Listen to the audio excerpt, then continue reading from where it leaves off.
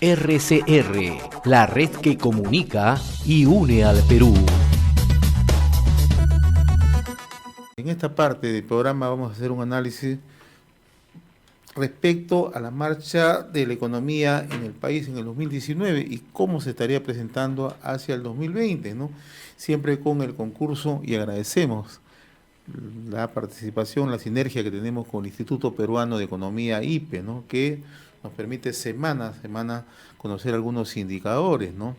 Porque cuenta con un staff de profesionales de primer nivel, ¿no? Y en esta oportunidad justamente nos visita Rodrigo Izaguirre, el economista senior del Instituto Peruano de Economía, para dar una mirada, una prospección a la economía nacional. ¿Cómo te va, Rodrigo? Gracias por atender a esta invitación y hacer un balance y cómo nos presentamos hacia el 2020. No, muchas gracias a ustedes para darnos este espacio de hablar de economía. ¿Cómo estamos cerrando este año?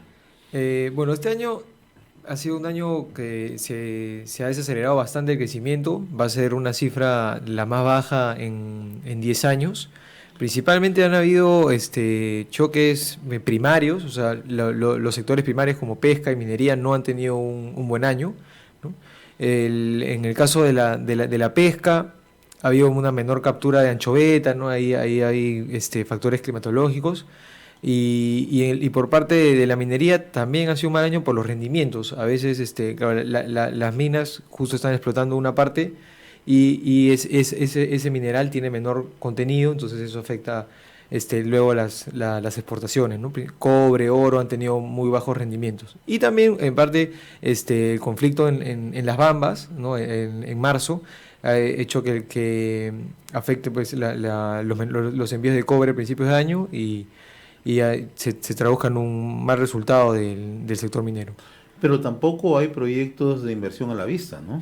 Sí, claro, eso es en el caso de la inversión minera, este año ha crecido fuerte, 22%, pero claro, venía por los compromisos de inversión ya de años atrás, ¿no? Quellaveco, Mina Justa, Toromocho, ¿no? Toromocho, ¿no? Acabó Toquepala hace un año, ¿no? La ampliación, ¿no? Sí, la ampliación. Entonces, a medida que estos grandes proyectos se vayan acabando, ¿no? La inversión minera pues se va a desacelerar significativamente, ¿no? Se espera para el siguiente año, ¿no? Este año creció 22, se espera que en el 2020 crezca entre 0 y 2%, ¿no? Porque Quellaveco y Mina Justa ya están en operación, ¿no? No, ya están terminando la inversión. Sí. Más o menos, ¿no? Falta un 40%, claro. 50% de los dos. Ahora, el tema además lo conversamos a inicio del año con Diego y él se mostraba bastante optimista mirando un poco lo que podía ocurrir con Tía María o con otros proyectos cercanos en Arequipa, como Safranal, otro proyecto que está en cierre. Eso está totalmente en estos momentos paralizado, ¿no? Claro, esta desaceleración que te digo de 22 a casi 0,02 es producto de la ausencia de grandes proyectos de inversión minera en los próximos años, ¿no? Ahora, el presidente de la República, Rodrigo, permanentemente cuando hace apariciones públicas dice que somos el país que más hemos crecido en la región, ¿no?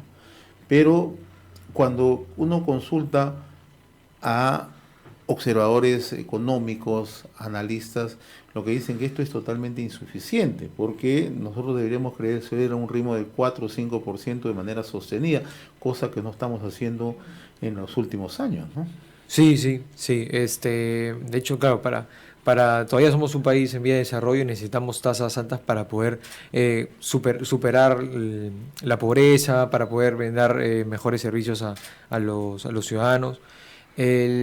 Entonces, a ver, claro, este año ha sido malo por estos factores primarios que les decía, y también se juntó pues el factor de la inversión pública que siempre a inicios del primer periodo de gobierno de las autoridades subnacionales cae fuerte, ¿no? Este año caería 1%, entonces es plata que se deja ejecutar. ¿Cuánto significa un 1% para que entiendan nuestros amigos oyentes? Por ejemplo, para darte las cifras exactas, esto es más o menos, son 18.500 millones de soles los que se necesitaría pues invertir para que se llegue a una ejecución del 80% del presupuesto público, ¿no? Y entonces esa es plata que se puede, pues, invertir en caminos, en colegios. Es un montón de plata. Ahora, manejando estas cifras, ¿por qué solamente es un tema de aprendizaje de las autoridades o hay otros factores que generan que no se ejecute con eficacia el gasto público? Pues particularmente este año sí se debe a esta falta de experiencia, ¿no? ¿Ya? Y también se arrastran pues los problemas ya estructurales, digámoslo así. La corrupción, de es una de la ellas, naturalmente. Sí, la corrupción, también los problemas de gestión, ¿no? Vemos, por ejemplo, en el caso de los Panamericanos es un gran ejemplo de cómo solucionando los problemas de gestión a través de este manejo de proyectos de PMOs, Claro. ¿no? Y con asesores internacionales se puede ejecutar grandes proyectos con grandes montos en poco tiempo, ¿no? Entonces, además de la corrupción, también hay este problema que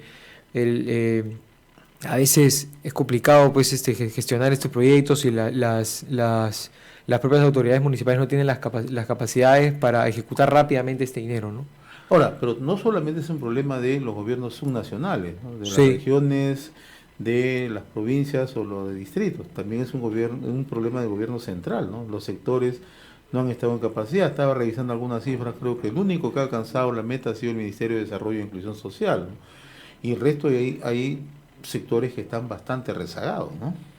Sí, o sea, este año, particularmente el gobierno nacional ha sostenido un poco, ha contrarrestado la caída de la inversión, o sea, aproximadamente va a aumentar 8% la inversión del gobierno nacional, pero como te decía, sí, estos problemas estructurales están en presente en los tres niveles de gobierno, ¿no? O sea, realmente se necesita más gestión de proyectos PMOs, no, claro, no solamente en las municipalidades, ¿no? También en los proyectos del gobierno nacional.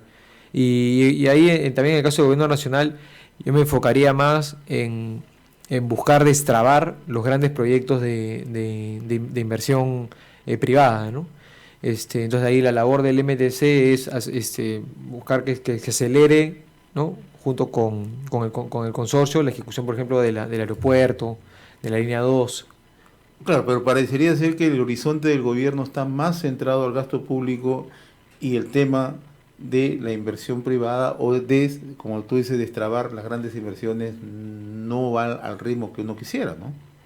Sí, sí, sí. O sea, yo creo que estos proyectos son necesarios, ¿no? Claro que y entonces hay también una escala de prioridades, entonces ahí sí me parecería adecuado que el gobierno nacional se enfoque en destrabar estos hoy y luego también a la par poder ejecutar su propia cartera de proyectos, ¿no? Tienen el Plan Nacional de Infraestructura ahí en Bueno, cartera. yo quería retomar un poco al tema del crecimiento anual, 2.2, ¿no?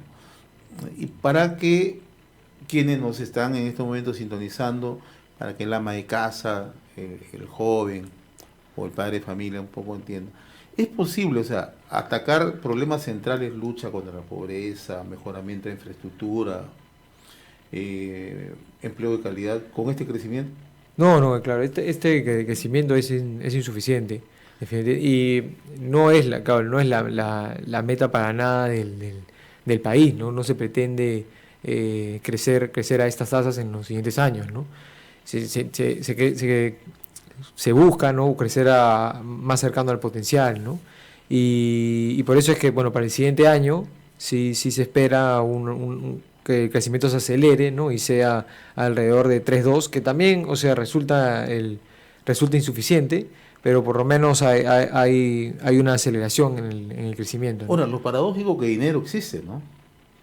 O sea, dinero para ejecución de gastos, obra existe, ¿no? Pero no se está haciendo nada. Sí, pero igual ahí recordemos que la inversión pública no es uno de los principales componentes del crecimiento, ¿no? Ahí tenemos el consumo privado, por ejemplo, que es cercano al 60%, entonces ahí la labor del Ejecutivo, la plata del presupuesto, ¿no? tiene poca influencia en el consumo privado, ¿no? ¿Y hemos crecido en cuanto al consumo privado este año? No, se ha desacelerado fuerte, creceríamos 3% aproximadamente del consumo. ¿Eso qué significa? ¿Que la gente compra menos, hace menos adquisiciones? Sí, sí, sí. Claro, la forma de aproximar el consumo es, por ejemplo, tal vez, el indicador principal es el empleo formal, ¿no? Ya. Y eso por su nivel de ingresos tienes una masa salarial. ¿Qué significa masa salarial? Potencialmente es una cantidad de dinero que la gente tiene para ahorrar y para gastar, ¿no? Ahora, tú abordaste el tema, empleo formal. ¿Hemos caído? ¿Cómo estamos a nivel de empleo? No ha caído, ha crecido alrededor de 4%, ¿no? Ya. Se ha desacelerado, sí, Ya. en comparación al año anterior, ¿no? Pero seguimos en tasas positivas. Pero ha crecido el ritmo de informalidad, ¿o no? Sí, ligeramente, sí. Sí. Ya. Ahora, en cuanto al índice regional, que ese es un tema un poco para ver, porque siempre hacemos una analogía, ¿no? Cuánto gastan las regiones, pero también cuánto es el nivel de rendimiento, de operatividad que tienen las mismas, ¿no? En el ranking, ¿cómo están las regiones? Bueno, todo esto que hablamos a Ya. nivel global, claro, Ya. también se repite la historia en las regiones, ¿no? Ya. Se espera que de las 24, 18 tengan un crecimiento menor que el año anterior, ¿no?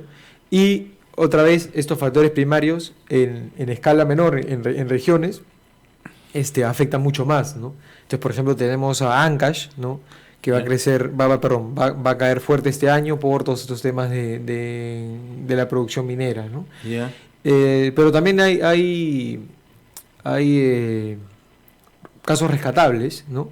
Por ejemplo, Tacna, ¿no? Que dado el proyecto minero Toquepala, Toquepala, ¿no? claro, Sí, conversábamos hace unos días con el presidente del directorio de Sauder y explicaba que la inversión que han hecho ha logrado apalancar enormemente la economía en esa región. sí, la región va a crecer a aprox 18%, ¿no? Alrededor de esa tasa, y eso haría pues que Tacna escale, ¿no? También estimaciones, ¿no? Porque todavía el número oficial sale en marzo, Ya. pero sería la segunda región más rica del país, ¿no? ¿Qué otra región está en azul? Ucayali también ha tenido un muy buen año, Ya. y lo interesante de Ucayali ha sido por producción agrícola, ¿no?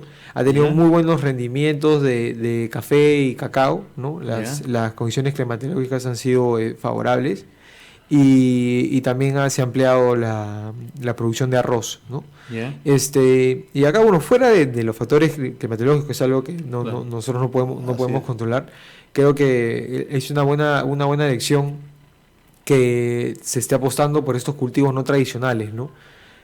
Como café y cacao. O sea, todavía recordemos que hay una alta participación de trabajadores en el sector agrícola, ¿no? Entonces, todas las intervenciones que hagamos en ese sector benefician a un montón de familias y de personas, ¿no?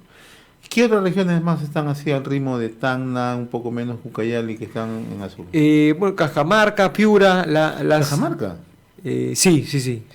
Cajamarca, Pero se está recuperando después de una contracción, pero terrible, ¿no? terrible, sí. Caso contrario, en Cajamarca tuvo un buen inicio de año por producción minera, ¿no? En oro. Ya. Y ahora último también el gobierno nacional, en este caso, Ya. ha invertido bastante en la región con proyectos de banda ancha, sobre Ya. todo, Ya. y esa inversión pública no ha ayudado Ya. a que la región esté entre el delante del crecimiento, ¿no? Y también nos mencionabas Piura. Sí, Ah, Piura también ha tenido un buen año. Ahí uno de los drivers es la reconstrucción del norte, ¿no? Por fin, este año se ha ejecutado una buena cantidad de dinero que ha hecho que en Piura hay un crecimiento alrededor de 5. ya. ¿Y cuáles son las que están debajo? Las regiones que hay que mirarlas con lupa. La que está posicionado en el último lugar después por segundo año consecutivo es Madre de Dios, ¿no? Ya. Pero el caso ¿Y de a qué Madre se debe ahí? El caso de Madre de Dios es un caso complicado porque involucra minería ilegal, ¿no? O sea, la informalidad total, ¿no? En todo nivel, ¿no? informal y ya bordeando claro, hasta a la ilegalidad, la ilegalidad, ¿no? claro. Es bien complicado, ¿no? Así es. Distinguir qué minería es informal y qué minería es ilegal. Sí. Así es. Y, o sea, recordemos que Madre de Dios el 50% bueno, era el 50% de su producción, de su actividad, Su era economía se oro. movía por... Era oro, sí. Claro. Ahora con las interdicciones, ¿no? Ya. Y la lucha contra la Ya. minería ilegal, es 30% aproximadamente. Y ahí, claro, es un costo necesario porque no se puede, pues, mantener actividades ilícitas, ¿no? Y que involucre, y que pueden comprometer, ¿no?, el medio Y ambiente, no la tiene región. actividades productivas que puedan apalancar un crecimiento hacia adelante. Sí, no, claro, hay poco, no se han habido avances como en el caso de Ucayali Claro. con cultivos agrícolas, por ejemplo, ¿no? Sí. Ahora, ¿qué otra región más está así en esa misma situación? O parecida, ¿no? Está, bueno, el caso de Ancash, ¿no? No deja llamar la atención Ancash, ¿no? Pero eso tiene que ver con la caída de... Sí, entonces a veces y hay... la pesca también. Claro, exacto. Claro, ¿no? Entonces, estos choques medios para el siguiente año, podrían ser, ¿no? excepcionales, claro, exacto. Ya. Entonces, para el siguiente año, como se espera que se reviertan, Ancash se recuperaría. Y sí, de ahí... Arequipa que siempre ha tenido un nivel de crecimiento. ¿Cómo está este año? No, este año sería uno de los más bajos en bastante tiempo. Me parece que desde el 2014 nosotros habíamos calculado o un crecimiento cero o hasta incluso negativo, ¿no? Ya. Ahí también ha habido factores de rendimientos del cobre, ¿no? Y lo que decía ya el INEI en los reportes, ¿no?, que ellos publican, es que este conflicto, ¿no?, el conflicto minero de Tía María ha golpeado ya otros sectores no primarios, solamente como al consumo. proyecto, sino también a toda la estructura económica, porque ya genera desconfianza, genera un conjunto de factores, ¿no? Sí. Entonces, la región ya acumula 2 trimestres de caída, o sea, estaría en recesión, ¿no? Y el INEI atribuye entre uno de esos de los factores de por qué la región, la actividad sigue cayendo, ¿no? Es el conflicto. Ahora, ¿cuánto gravita en ese crecimiento el cuestionamiento permanente a la gobernación regional, ¿no? Porque también es uno de los factores que conversábamos con la gente de la Cámara de Comercio el otro día, decía que la gobernación regional no ayuda para el crecimiento económico en Arequipa. ¿Influye mucho esto? Sí, puede influir tanto desde los dos puntos que tú mencionabas, desde el punto de que si el gobierno regional no ejecuta su presupuesto y sus proyectos, tienes ahí un golpe negativo por una menor ejecución de la inversión pública del gobierno regional. Y además, también, si es que el gobierno genera desconfianza, da señales difusas, que los ciudadanos no entienden, esto pues genera también desconfianza y golpea los sectores servicios, comercio, ¿no?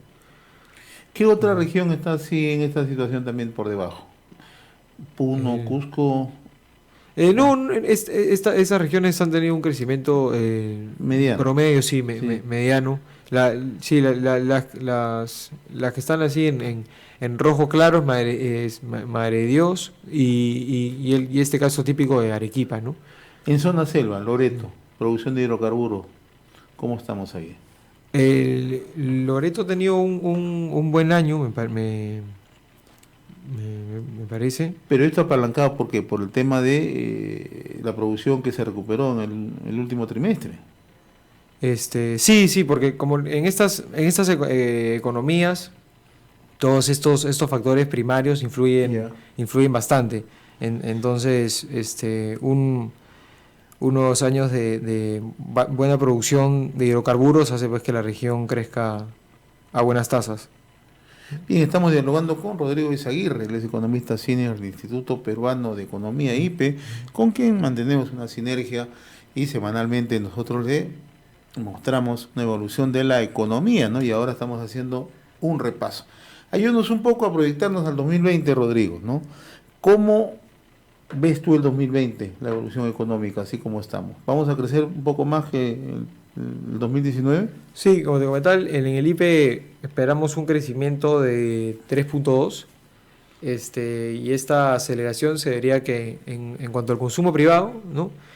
Ya se ven ciertas recuperaciones, ¿no?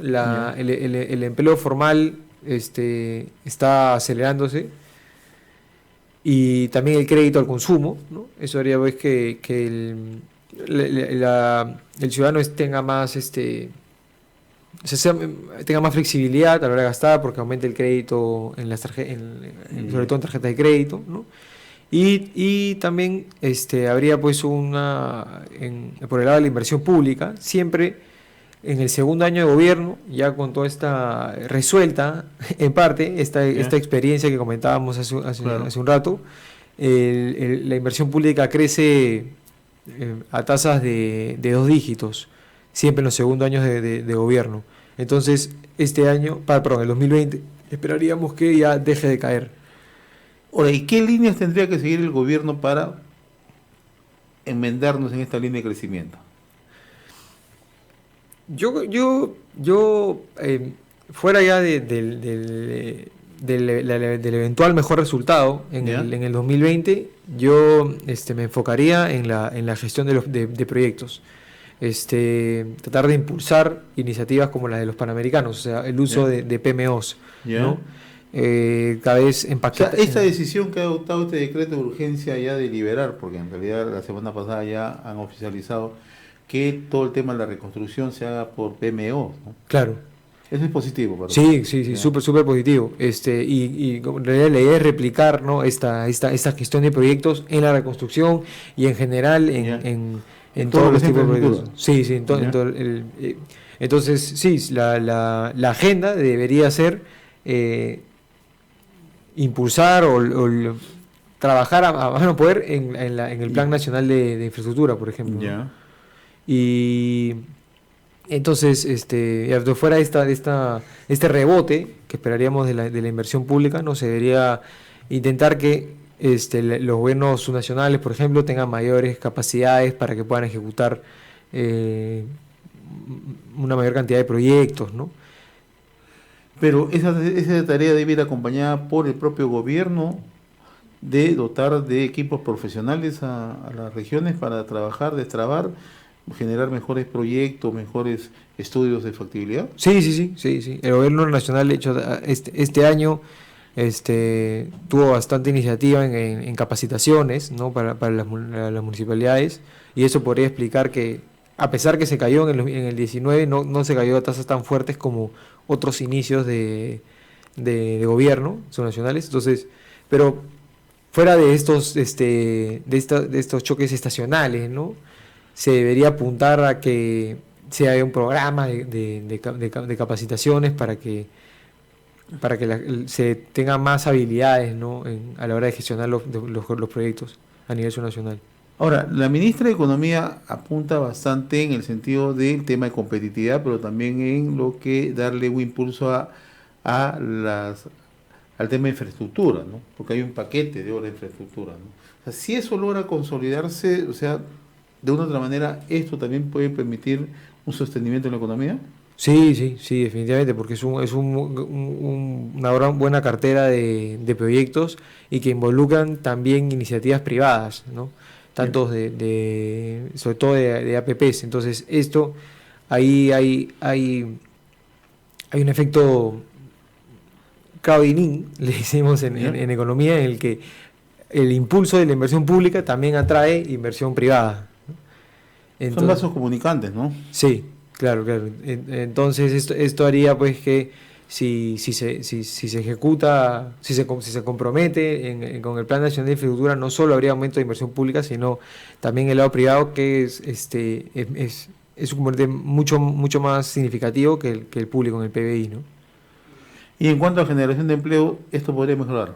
Sí, sí, definitivamente, definitivamente. O sea, toda esta aceleración de destrabar estos proyectos genera muchos empleos en construcción, ¿no? Y igual, el mismo caso, cuando hablábamos ahorita de la ausencia de grandes proyectos mineros, ¿no? Iniciar un proyecto, una fase de construcción implica una buena cantidad de empleos formales. Ahora, yo te preguntaba, la ministra insiste en el tema de la competitividad. ¿Estamos yendo por buen camino o es incipiente todavía? Yo creo que el camino trazado es positivo, ¿Ya? ¿no? El Plan Nacional de Competitividad Así es. tiene ejes muy importantes y habría que incidir mucho más en ese, ¿no? O sea, habría que comprometer y hacer el esfuerzo para materializar esas medidas, ¿no? Tanto, no sé, en leyes o en programas de política pública, ¿no? Como hablamos un poco esto del agro en Ucayali, ¿no? Así es. Este caso bastante interesante, ¿no? Entonces, el camino trazado es el correcto, ¿no? Es positivo en eso, ¿no? Y entonces ver como una manera de masificar estos, por ejemplo, solamente en el tema de agro y la competitividad, ¿no? Y a cómo hacer para abrir nuevos mercados, hacer que los agricultores, ¿no? Tengan la capacitación para poder entregar un mejor producto y colocarlo en el mercado internacional que les da mayores ingresos, ¿no? A ellos. Ahora, 2019 ha sido un año complejo, ¿no? Todos los problemas políticos, enfrentamientos permanentes entre ejecutivo, legislativo, derivó a la disolución del Congreso, ¿no? Y que de una u otra manera ha tenido una afectación en la economía, ¿no? En esa perspectiva, ¿no? ¿Somos o seguimos siendo un país atractivo para los inversionistas en medio de toda esta situación?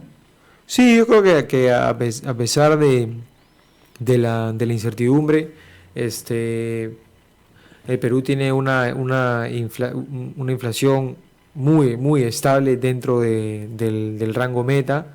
Se han respetado los principios Las líneas maestras se están siguiendo, ¿no? De la economía, ¿no? Sí, sí, claro, un déficit controlado. Entonces, a nivel macro, no somos el mejor país de Sudamérica, y entonces eso también le da tranquilidad al inversionista de afuera. Y este, entonces en ese aspecto, incertidumbre política en los siguientes años sí se espera, porque Claro. siempre elecciones generales Así es. generan ruido, Ah, claro. ¿no? Entonces creemos de que 2020, bueno, esperamos, ¿no? Esperemos con el nuevo Congreso se apacigüen un poco estos conflictos, pero siempre por elecciones. Yo diría a finales del 2020 y primer trimestre del 2021, ya con los nombres que se van a barajar, ¿no? Ya con sus políticas empiezan a hacerse más públicas, genera ruido y siempre tipo de cambio, por ejemplo, aumenta. Pero se espera que al final, ya con la entrada de un nuevo gobierno, pues esto Y la crisis se calme. internacional, China, Estados Unidos, ¿cómo nos puede afectar? ¿Nos puede afectar en algo, no? Bastante, sí, ¿Sí? bastante. Este año también, bueno, en parte el mal resultado del sector externo, de las exportaciones, ha sido porque este conflicto entre Estados Unidos y China genera pues incertidumbre, ¿no? Ya no política, o bueno, también Claro. es política, y hace pues que los mercados se contraigan o sean menos reacios a comprar productos, ¿no? Y ha golpeado pues el comercio internacional bastante, y sobre todo porque este conflicto tiene este componente de suba de aranceles, ¿no? Y políticas más proteccionistas. Entonces, golpeó bastante el tipo de cambio, por ejemplo, en mayo y en septiembre, cuando Llegó a un pico, ¿no? claro, cuando Trump Claro. y China se puso áspera la situación, el tipo de cambio aumentó, pero para este año parece, ¿no? que ya está todo más controlado. De hecho, Trump hace una semana salió bueno, un tuit, ¿no? Claro. A comunicar que va por muy buen camino en las conversaciones con China, y el tipo de cambio ha bajado bastante. Entonces creo que en el 2020 va a ser positivo en ese sentido. Va a haber menos ruido por el conflicto entre Estados Unidos y China. O sea, ¿tú consideras que vamos a crecer por encima del 3% para el 2020 acá en el Perú? Sí. Muy bien, mi estimado Rodríguez Aguirre, economista senior del Instituto Peruano de Economía, yo te agradezco No, gracias por la invitación. La generosidad de compartir este análisis, ¿no? Que siempre es interesante para que nuestros oyentes, ¿no?, puedan entender, ¿no?, la magnitud de la economía y también cómo ha evolucionado el 2019 y cómo nos espera el 2020. Te deseo lo mejor para el 2020, mi estimado Rodríguez. Muchas gracias. RCR, la red que comunica y une al Perú.